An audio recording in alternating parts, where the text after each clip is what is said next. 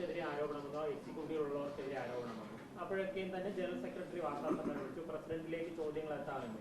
ആ ചോദ്യം തന്നിലേക്ക് എത്തരുതെന്നുള്ള ഒരു ആഗ്രഹം മോഹൻലാലിന് ഉണ്ടായിരുന്നതാണ്. അത് മോഹൻലാലിനോട് ചോദിക്കണം. എനിക്കത് അദ്ദേഹത്തിൻ്റെ അഭിപ്രായമാണ്, അതിനെക്കുറിച്ച് എനിക്കൊന്നും പറയാനില്ല സാർ.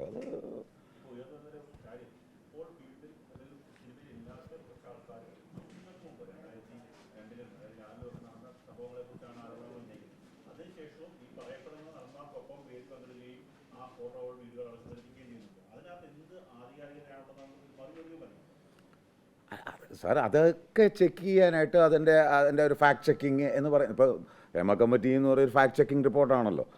അപ്പോൾ അതൊക്കെ പരിശോധിക്കാനായിട്ട് നമുക്ക് ഇവിടെ എന്താണ് നീതിന്യായ വ്യവസ്ഥതയുണ്ട്, അതെല്ലാം അവർ നോക്കും. അതിന് അന്നേരം അവർ തീരുമാനിക്കട്ടെ. നമ്മൾ അവിടെ ചെന്നിട്ട് വാദിയും പ്രതിയും ചെന്നിട്ട് കാര്യങ്ങൾ പറയുക, ബോധിപ്പിക്കുക. അതിൻ്റെ തെളിവിൻ്റെ അടിസ്ഥാനത്തിൽ കോടതി അതിൻ്റെ നല്ല കൃത്യമായ തീരുമാനം പറയും. അതുവരെ നമുക്ക് വെയിറ്റ് ചെയ്യാനേ പറ്റുള്ളൂ. അല്ലാതെ നമുക്ക് അതിനെക്കുറിച്ച് ഓരോരുത്തർക്കും നമ്മൾ സങ്കല്പത്തിലുള്ള ഓരോ അനുമാനങ്ങൾ പറഞ്ഞിട്ട് കാര്യമില്ലല്ലോ.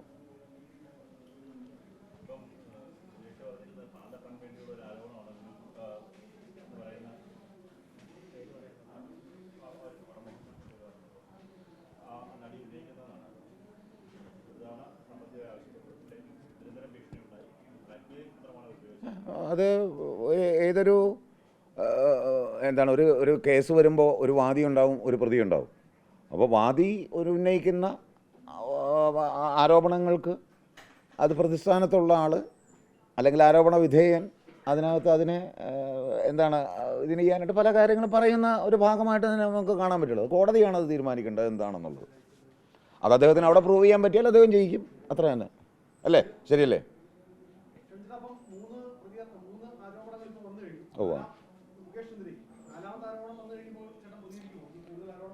അല്ല പിന്നെ അഞ്ചാമത് വന്നാലോ?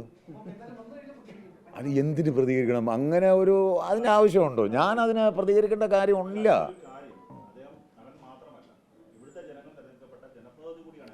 എൻ്റെ മണ്ഡലമല്ല.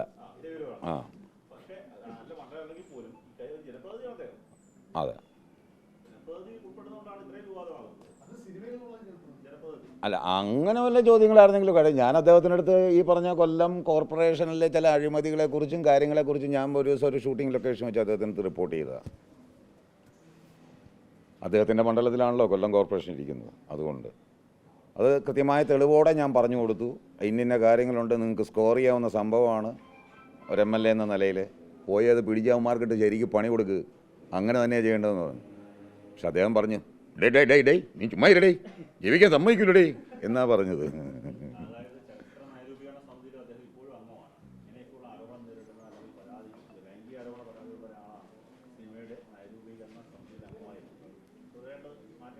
സോറി, ആരായിരുന്നു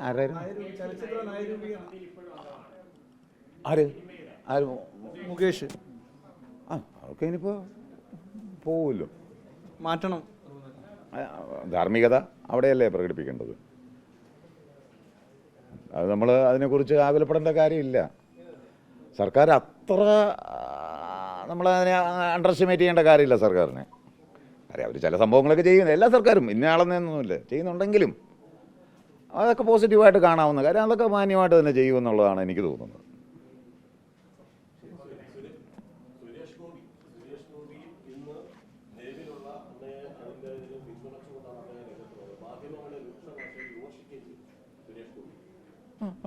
വിമർശിക്കാനുള്ള അധികാരം അല്ലെങ്കിൽ ആ അവകാശം അത് ഭരണഘടന തന്നെ പുള്ളിക്ക് അനുശാസിക്കുന്നുണ്ട്. നിങ്ങളത് കേൾക്കാനും നിങ്ങൾക്കും അതിൻ്റെ ഉള്ള അവകാശം നിങ്ങൾക്കും ഉണ്ട് അല്ലേ? നമ്മളങ്ങനെ എടുത്താൽ മതി. നിങ്ങളെന്ന് വെച്ചിട്ട് നിങ്ങളവർ തളർന്നു പോകാൻ പാടില്ല എന്നാണ് എനിക്ക് പറയാനുള്ളൂ. നമ്മൾ ആരുടെയും വിമർശനം കേട്ട് നമ്മൾ തളരേണ്ട കാര്യമില്ല അല്ലേ? അത്രേ ഉള്ളൂ. അതിനകത്ത് അങ്ങനെ തന്നെ ഉള്ളൂ. ഈ പറഞ്ഞ പോലെ അതാണ് പറഞ്ഞത്, അദ്ദേഹത്തിന് ന്യായീകരിക്കാനുള്ള അവകാശം അദ്ദേഹത്തിന് ഉണ്ട്. നമ്മളെന്തിനാണ് അതിനെ ചോദ്യം ചെയ്യാൻ പോകുന്നത്? സംസ്ഥാന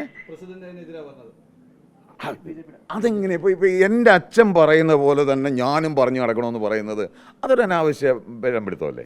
അതെങ്ങനെയാണ് ശരി? അച്ഛൻ മകൻ എന്ന് കാണണം എന്ന് പറഞ്ഞ പോലെ.